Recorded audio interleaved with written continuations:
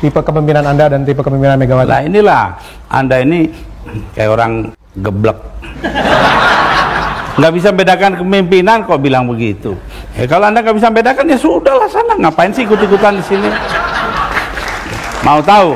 Kepemimpinan saya menghargai kedaulatan hukum. Kepemimpinan Megawati tidak menghargai hukum melainkan penyelesaian politis. Itu sudah dibuktikan dengan melengsarkan saya manggil rapat di rumahnya di Kebagusan. Itu kalau mau tahu. Ayah saya pada waktu itu karena dijadikan presiden seumur hidup. Terus TAP itu mengatakan Soekarno pengkhianat akan seperti mengkudeta. Lalu yang dikudeta siapa? Bung Karno. Lucu tau. Itu artinya Pak Harto karena kekuasaan lupa dia yang mau dikudeta oleh siapa yang mau kudeta adalah orang yang sama.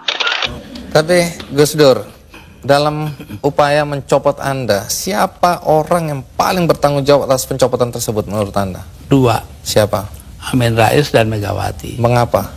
Hah? Tanya sana dong, gue tanya. Kalau mau bicara secara objektif, yang disebut makar itu adalah Megawati Soekarno Putri. Ketika Gus Dur memerintah, Gus Dur sudah mengatakan memilih Khairuddin Ismail sebagai Kapolri. Tapi Mega melakukan insubordinasi pembangunan terhadap Presiden. Dia melakukan apa? Yang dipilih ada Bimantoro.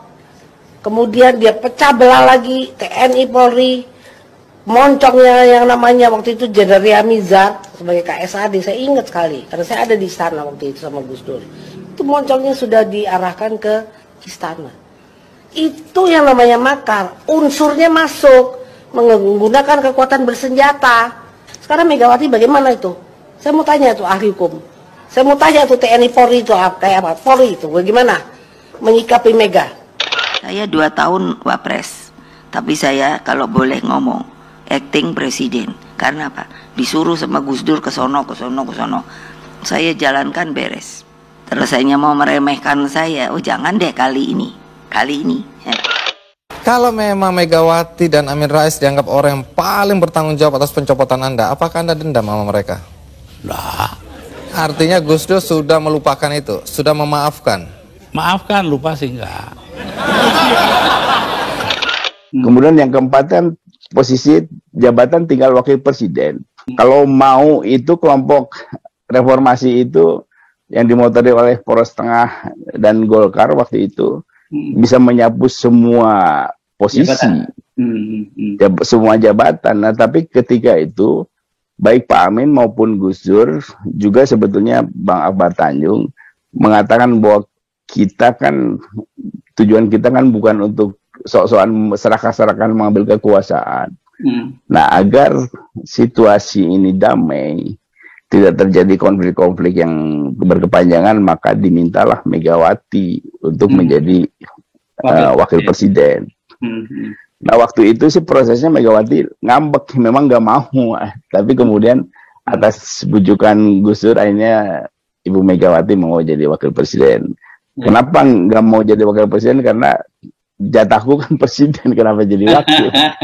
Yang bilang kemiskinan supaya semua anak bisa bersekolah apa-apa.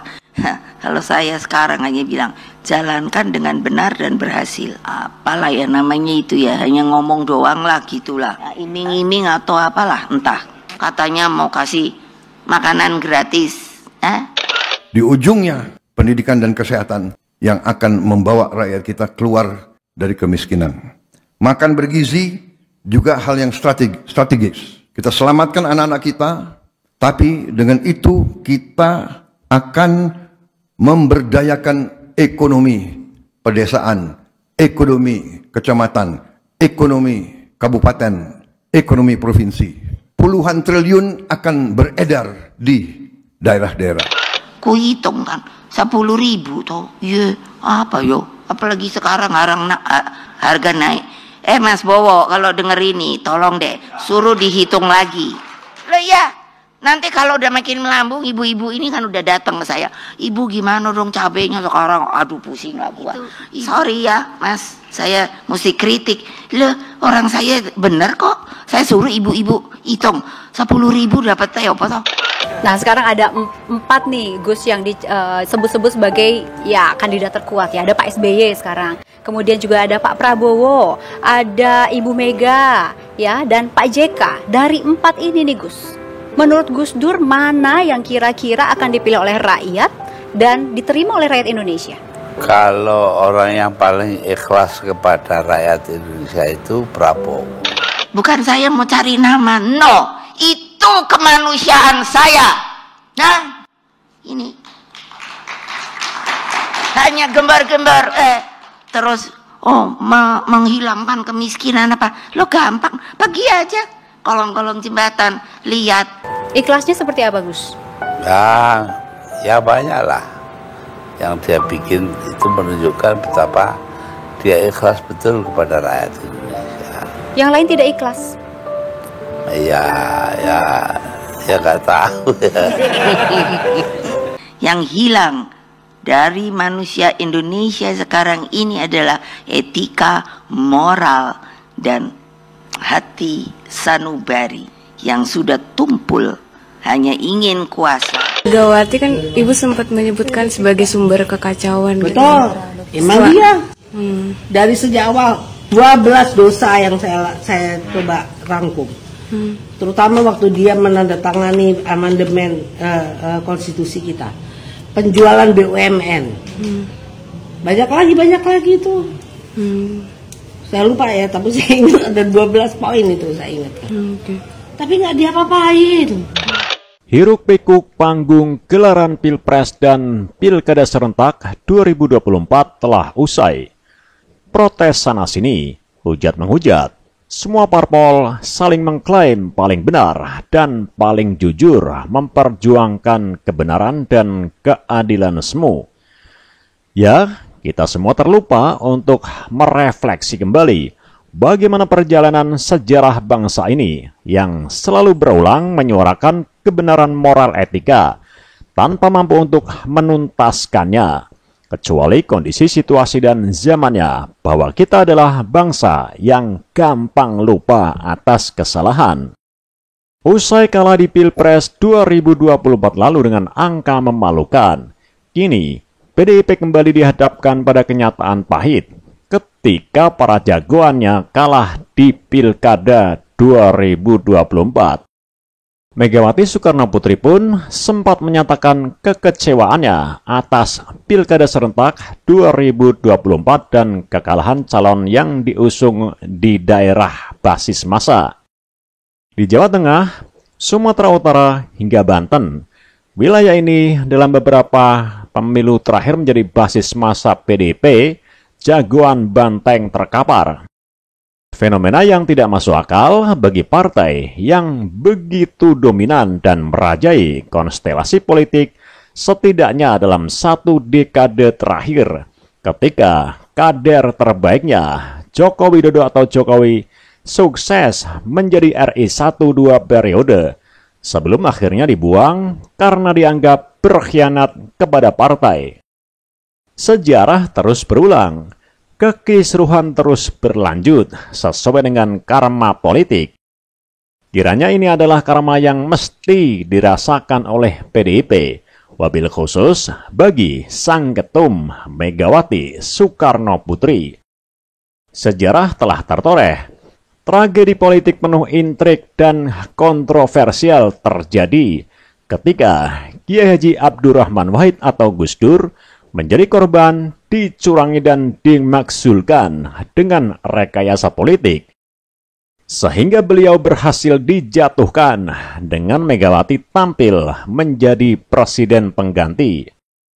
Juru bicara Gus Dur, Adi M. Masardi mengungkap rahasia besar. Siapa dalang sebenarnya dari geger politik pelengseran Presiden RI keempat itu? Gus Dur, menurut Adi Masardi, adalah sebagai korban makar atau kudeta yang diyakini ada peran penting wakilnya, Megawati Soekarno Putri. Dalam sebuah talkshow di stasiun TV, Gus Dur memang pernah mengungkap terang-terangan siapa yang paling bertanggung jawab atas pelengseran dirinya dari kursi kepresidenan. Gus Dur menyebut dua nama, Amin Rais dan Megawati Soekarno Putri. Tapi Gus Dur, dalam upaya mencopot Anda, siapa orang yang paling bertanggung jawab atas pencopotan tersebut menurut Anda? Dua. Siapa? Amin Rais dan Megawati. Mengapa? Hah? Tanya sana dong, gue tanya. Namun Adi mencoba meluruskan informasi yang telah beredar di masyarakat soal sosok di balik pelengseran Gus Dur yang sebenarnya adalah Amin Rais. Sepengetahuannya, Amin Rais hanya berperan sebagai ketua sidang istimewa saat menjabat sebagai ketua Majelis Permusyawaratan Rakyat MPR. Adi melihat pada waktu itu Amin Rais hanya sebagai pemegang palu dari sidang istimewa. Karena jika benar Amin di balik sosok yang mengkudeta Gus Dur, dianggap ganjil karena PAN pada waktu itu hanya sedikit anggotanya. Balik tadi ke Pak Amin, ya, kalau gitu sekarang kita balik ya ke soal penjatuhan Gus Dur gitu. Gimana ceritanya kemudian yang lebih muncul kepada sampai ke publik itu sebenarnya otak dari yang menjatuhkan Gus Dur ini ada Pak Amin. Tapi Anda sendiri tadi memberikan catatan bahwa fraksi terbesar itu PDIP loh. Kalau PDIP menolak untuk menjatuhkan Gus Dur, itu batal lah rencana menjatuhkan Gus Dur itu kan. Nah, kalau kita lihat refleksi kemudian dibandingkan dengan sekarang, kan kelihatan sekali bahwa ketua MPR itu hanya memegang ketok palu. Kita lihat misalnya sekarang kayak Bambang Susatyo untuk menjelaskan bahwa mau amandemen atau tidak, apakah ada persetujuan perpanjangan presiden atau tidak, kan dia tidak punya kekuasaan apa-apa. Tergantung floor kan. Nah, saya melihat Pak Amin waktu itu memang ketua MPR, dia memegang palu. Nah, yang mengumumkan kan beliau lah. Jadi kalau seluruh dunia taunya Amin Rais yang ketok palu, ya masuk akal. Tetapi kan kalau kita lihat proses politik kan tidak sesederhana itu. Dalam sidang MPR itu kan mula-mula ditanya tuh, waktu itu nggak ada voting tuh, zaman itu. Ditanya menurut jumlah fraksinya dulu. Nah, saya lihat ya Pak Amin menawarkan siapa yang setuju pelengseran Gus Dur, kira-kira begitulah. Dan semua anggota PDIP berdiri, yang terbesar. Iya. Kemudian yang terbesar kedua mungkin Golkar, ditanya semua berdiri. Nah, kemudian kan biasanya kalau sipil itu waktu itu kan masih ada fraksi ABRI. Fraksi ABRI. Nah, fraksi ABRI juga berdiri. Iya. Maka kalau sudah fraksi ABRI waktu itu ada polisinya juga, kemudian udah setuju pelengseran, berarti persoalan udah selesai. Dan siapapun tidak bisa mengalahkan suara terbesar di parlemen waktu itu. Kemudian yang lain-lain ikut. Nah, yang menarik itu kalau lihat rekamannya itu dari PKB ada satu orang namanya Pak Maturi Abdul Jalil berdiri satu orang, karena PKB yang lain kan karena tidak setuju dengan sidang istimewa ini kan dianggap ilegal, inkonstitusional, mereka walk out. Jadi tidak ada hanya satu orang itu ya Pak Maturi yang kemudian oleh Megawati setelah selesai pelengseran Gus Dur diangkat menjadi Menteri Pertahanan sebagai imbalan jasa, kira-kira gitu. Setelah Anda merasa itu tidak sah, tapi toh kenyataannya Gus Dur digantikan oleh Megawati, kemudian sekarang kita punya presiden namanya SBY, semua berjalan normal saja. Lalu apa negatifnya bagi bangsa dengan pencopotan Anda tadi? Bukan soal bangsa, ini soal hukum. Saya dilengserkan secara politis. Secara hukum belum pernah dibuktikan saya bersalah. Yang bersalah bahkan pansusnya DPR. Saya mikir umurku udah mau 378. Kalau yang di atas bersiul, going home gitu gimana? Terus kayak gini keadaannya, takut gitu, udah zona nyaman, nggak mau lagi yang inspirasi dari yang namanya pemimpin negeri ini. Waduh, semua yang ada dalam sidang diketahui dunia luar. Itu pula yang membuat saya Oh ya kalau gitu mereka maksudnya melengsarkan saya dengan segala cara. Hukum nggak hukum. Tapi sesudah itu apa upaya yang Anda lakukan? Nggak ada. Sebab penakut bangsa ini. Kenapa Anda bilang penakut? Bangsa ini penakut karena tidak mau bertindak kepada yang bersalah. Misteri dalam pelengseran Gus Dur ini juga diungkap oleh adik kandung Megawati, yakni Rahmawati Soekarno Putri. Rahmawati menuturkan bahwa ia menemui Presiden Gus Dur di Istana Merdeka pada 6 Mei 2001, sekitar 2 bulan sebelum tragedi politik penuh intrik tersebut terjadi. Adik kandung Megawati ini mengatakan, berbagai langkah yang ia lakukan belakangan ini untuk kepentingan bangsa, bukan buat pribadi maupun Gus Dur. Kendati demikian, Rahmawati tetap mempertanyakan alasan berbagai pihak yang mendesak Presiden Gus Dur untuk mundur.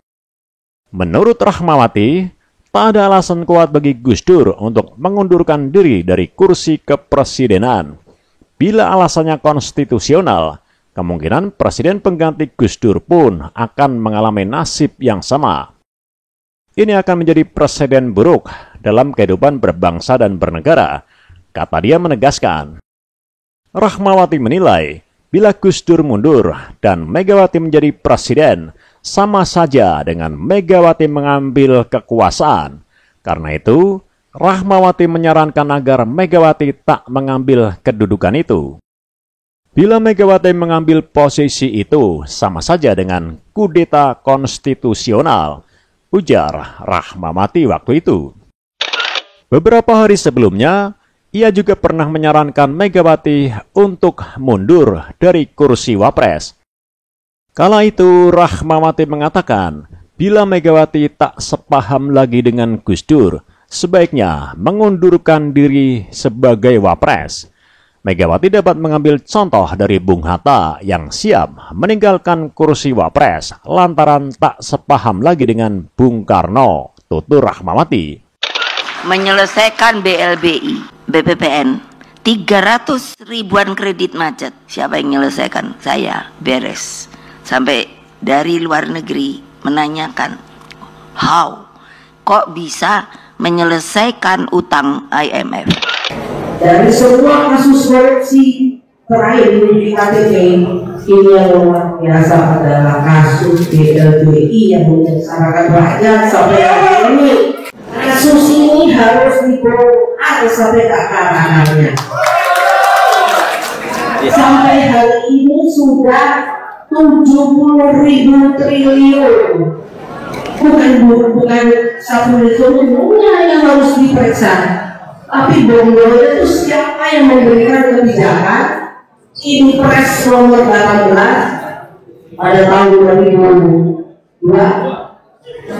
Pada waktu Presiden Megawati. Dalam amandemen ini kan orang tahunya ini Pak Amin Rais ini pengkhianat mengubah undang konstitusi. Yeah. Nah, kalau kita jelaskan dari proses pelaksanaan Gus Dur bagaimana fraksi-fraksi partai-partai di parlemen itu setuju, ya semua pasti setuju lah. Jadi ketua sidang hanya tinggal ketok palu saja. Sebenarnya karma politik Megawati telah ia alami di fase pertama pada tahun 2004 ketika ditelikung oleh Menko Polhukam. Saat itu Susilo Bambang Yudhoyono SBY yang menjadi Presiden RI ke-6.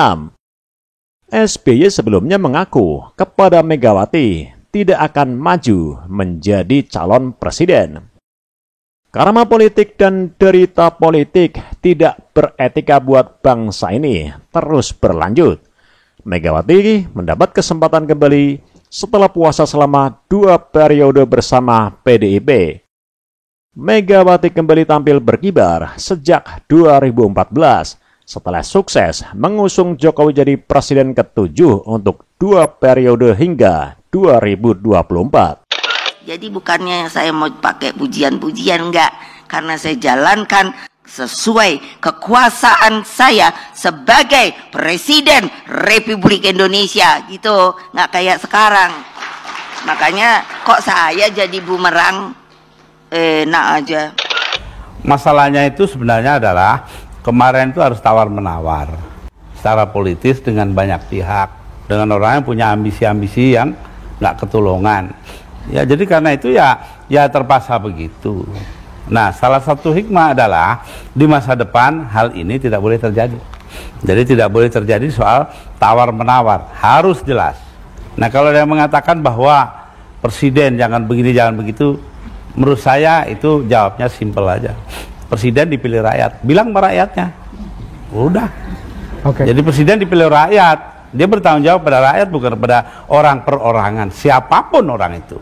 Kalau dalam pernyataan yang sama-sama kita ketahui waktu itu Gus Dur pernah diwawancara di acaranya Kick Andy itu mengatakan bahwa yang bertanggung jawab soal pelecehan dia itu dua orang, ya Pak Amin sama Bu Mega. Oke. Nah tapi kan posisinya memang berbeda, kalau Pak Amin sebagai kepala ketua sidang, kalau Bu Mega sebagai wakil presiden yang sekaligus memimpin partai terbesar. Nah ini kan yang menjadi aneh.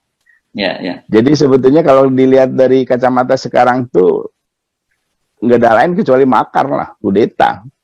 Karena wakil presiden, instrumen politiknya di parlemen jalan untuk pelecehan. Puncaknya adalah pemilu 2024. Lewat pemilu 14 Februari 2024, yang mereka tuding kontroversial karena syarat diwarnai politik era baru digitalisasi. Medsos mengglobal, saling hujat lewat hoax, buzzer penuh intrik yang membuat Megawati dan para pembenci Jokowi kali ini kembali harus ikhlas dan legowo untuk kembali terkena karma politik kebablasan ala di Indonesia. Pada saat yang tepat dan dengan strategi politik diam dan mematikan, Jokowi mau tidak mau harus all out dengan langkah-langkah efektif dan terukur, telah tampil sebagai tokoh utama untuk menggolkan Prabowo sebagai capres, dengan menggalang kekuatan partai-partai besar dalam satu kekuatan politik baru dengan label Indonesia Baru, adalah sebagai satu-satunya cara untuk bisa melawan dan menandingi kekuatan besar PDI Perjuangan. Bismillahirrahmanirrahim.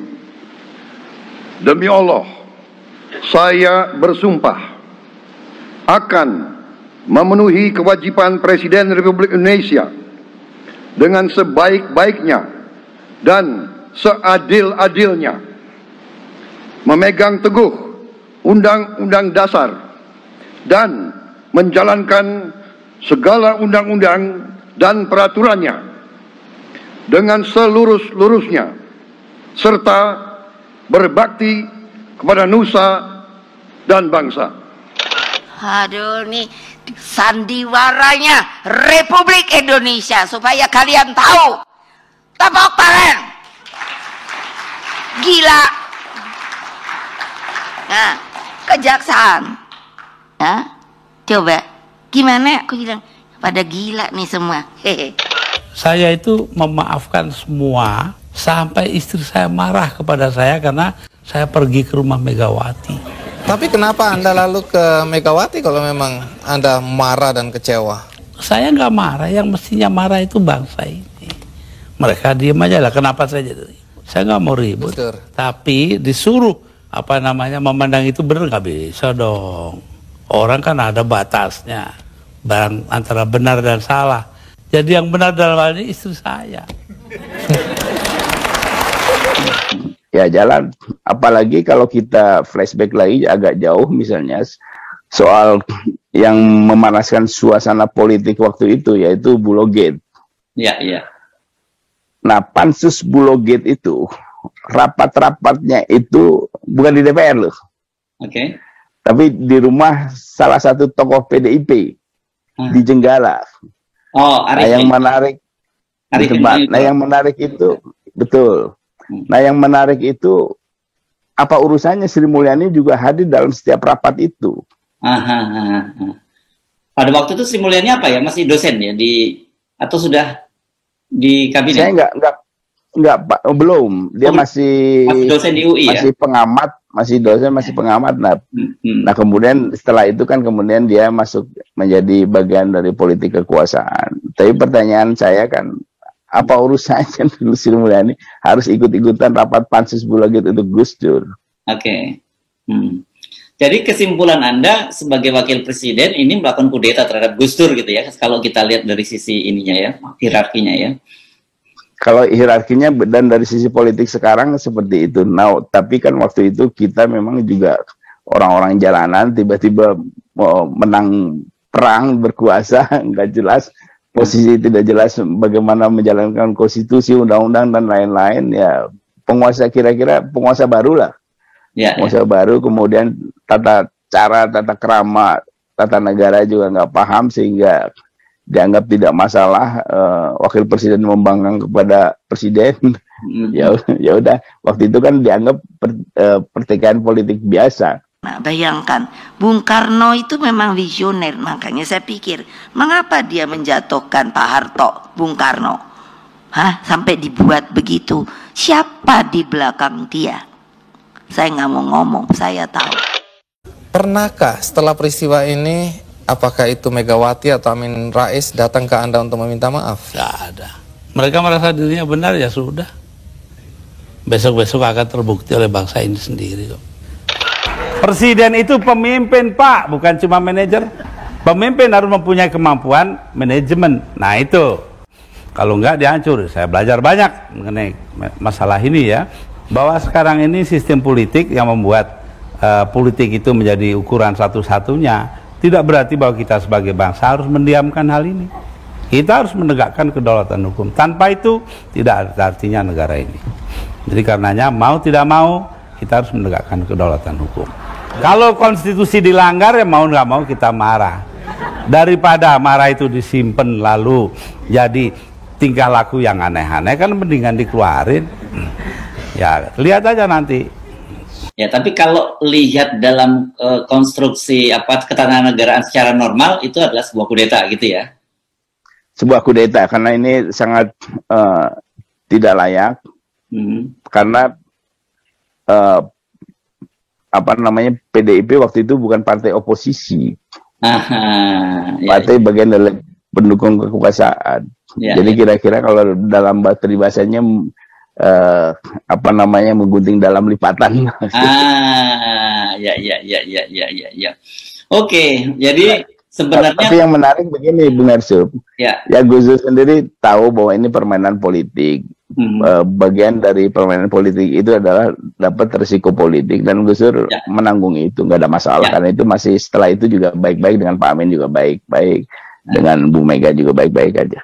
Ya, jadi sebenarnya teman-teman PDIP nggak perlu baper lah ya ketika ada teman Demokrat menyampaikan gitu bahwa Bu Mega menggulingkan Gus Dur gitu ya. Nah, harusnya menjadi introspeksi yang menjadi bagian penting dari pendidikan politik di dalam PDIP kasus ini agar ke depan jangan sampai terjadi lagi. Kini kita harus bisa menerima bahwa Republik tercinta ini masih akan terus harus mau bersabar dengan karma politik praktis yang nampaknya akan masih harus menjadi karma politik dan cerita bersambung. Marilah kita tetap semangat buat kita, rakyat yang akan tetap harus berjuang untuk bisa hidup di tengah budaya karma politik Indonesia yang kebablasan tiada akhir. Semoga Indonesia ke depan bisa segera pulih dan terhindar dari karma politik yang berkelanjutan.